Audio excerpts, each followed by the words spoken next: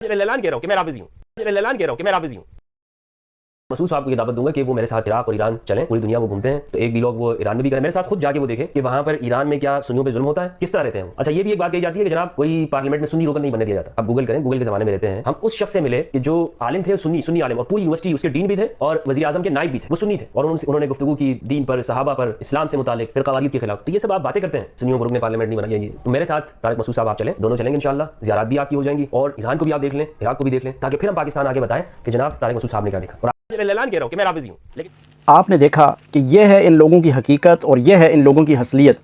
اب یہ شخص جو کہہ رہا ہے کہ میں رافضی ہوں،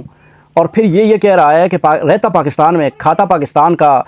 سوتا جاگتا پاکستان میں، گھومتا پاکستان میں، اور یہ بات کر رہا ہے کہ مفتی طارق مسعود صاحب میرے ساتھ ایران جائیں اور میں دکھاؤں کہ ایران تو بہت اچھا ملک ہے، وہاں تو سنیوں کے ساتھ کوئی ظلم نہیں ہوتا۔ جبکہ یہی شخص اب جو افواج پاکستان نے ایران کو منہ توڑ جواب دیا اس کی دہشت گردی کا، تو یہ کہہ رہا ہے کہ پاکستان نے غلط کیا، پاکستانی فوج کو تحمل کرنا چاہیے تھا، ان کو ایسا جواب نہیں دینا چاہیے تھا۔ پاکستان کے بارے میں ان کا خیال کیا ہے، اور ایران کے بارے میں یہ کہہ رہے ہیں کہ آؤ ہمارے ساتھ جاؤ مفتی طارق مسعود صاحب، اور ہم آپ کو وہاں پہ دکھائیں کہ وہاں سنیوں کے ساتھ کوئی ظلم نہیں ہو رہا، اور ایران جو ہے وہ بڑا اچھا ملک ہے۔ اب یہ لوگ کتنے ہڈ حرام لوگ ہیں، اور یہ حرام کا کھانے والے لوگ ہیں، پاکستان میں رہتے، پاکستان میں کھاتے، اور یہ بولی جو ہے وہ ایران کی بول رہے ہیں، ایران کے حق میں بیانیے بنا رہے ہیں۔ اور یہ شخص ہر سال ایران جاتا ہے، وہاں سے ٹاسک لے کے باقاعدہ آتا ہے، اور پھر ہر سال کے بعد جا کے ان کو اپنی کارگزاری سناتا ہے۔ ان لوگوں سے پوچھا جائے بھائی تم چیز کیا ہو، کس حیثیت سے تم ایران جاتے ہو، اور تم کس حیثیت سے ہمیں ایران لے جانے کی باتیں کرتے ہو، ہمیں تم کس حیثیت سے ایران دکھاؤ گے، تمہارا ایران کے ساتھ تعلق کیا ہے، واسطہ کیا ہے، تم ایران کے لیے یہاں پر کام کرتے ہو، تم ایران کے ایجنٹ ہو، کیا معاملہ ہے؟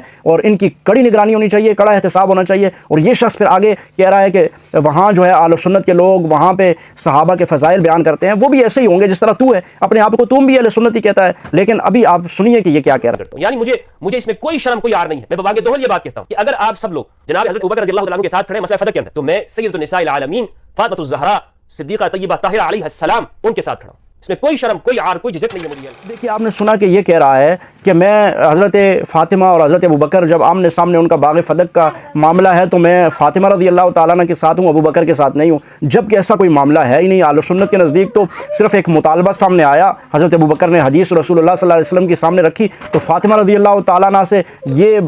گمان کیا جا سکتا ہے کہ ان کے والد کی حدیث ان کے سامنے آئی اور انہوں نے جھگڑا شروع کر دیا اور انہوں نے جو ہے اپنے والد کی بات ماننے سے انکار کر دیا۔ نہیں، ایسا کوئی معاملہ نہیں ہوا۔ خود اگر ایسا معاملہ ہوتا، اگر باغ فدق نہ دیا ہوتا تو حضرت ابوبکر کے بعد حضرت عمر کی دور خلافت، پھر حضرت عثمان کا، پھر حضرت علی کا آیا۔ کیا حضرت علی رضی اللہ تعالیٰ عنہ، بتاؤ تم،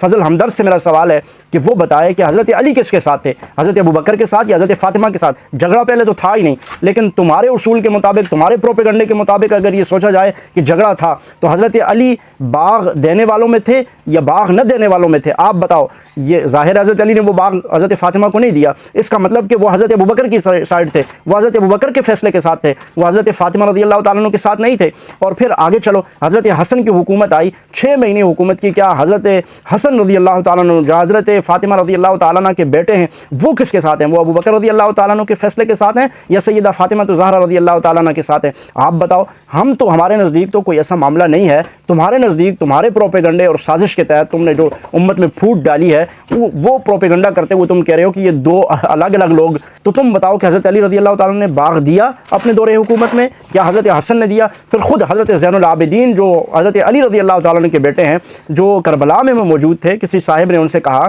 کہ حضرت ابوبکر رضی اللہ تعالیٰ نے جو باغ فدق کا فیصلہ فرمایا ہے آپ اس کے متعلق کیا کہتے ہیں؟ تو حضرت امام زین العابدین رحمۃ اللہ تعالیٰ علیہ نے فرمایا کہ اگر میں بھی ان کی جگہ ہوتا تو میں بھی اسی فیصلے کو برقرار رکھتا جس فیصلے کو رسول اللہ صلی اللہ علیہ وسلم نے جس انداز میں اس باغ کا جو معاوضہ تھا وہ اہل بیت کو جاتا تھا، وہ حضرت ابوبکر کے دور میں بھی جاتا رہا، وہ حضرت عمر کے دور میں بھی جاتا رہا، اور وہ حضرت عثمان کے دور میں بھی جاتا رہا، وہ حضرت علی کے دور میں بھی اس کا معاوضہ اہل بیت میں تقسیم ہوتا رہا، اور پھر اسی طرح وہ آگے چلتا رہا۔ وہ باغ رسول اللہ کے زمانے میں بھی اہل بیت کے نام پہ ٹرانسفر نہیں ہوا، وہ خلفائے راشدین، خلفائے اربعہ ابوبکر، عمر، عثمان و علی کے دور میں بھی وہ کسی کے نام پہ ٹرانسفر نہیں ہوا، تو فائدہ تو اہل بیت اطہار ہی کو اس کے ذریعے سے ہوتا رہا۔ تو جب حضرت علی، حضرت حسن وہ ابوبکر رضی اللہ تعالیٰ عنہ کے فیصلے کے ساتھ ہیں، تو تو ایک سازشی، तू प्रोपेगंडे करने वाला वही ईरानियों और राफिजियों और शियों की बोली बोल के, और फिर तो अपने आप को ये अहले सुन्नत का लिबादा क्यों ओढ़ा हुआ है? जब तू इस बात का इकरार खुद अपनी जगहों पे करता है कि मैं राफिजी हूँ, तो फिर खुल के राफिजी बोल अपने आप को। फिर अहले सुन्नत बन के, अहले सुन्नत का लिबादा ओढ़ के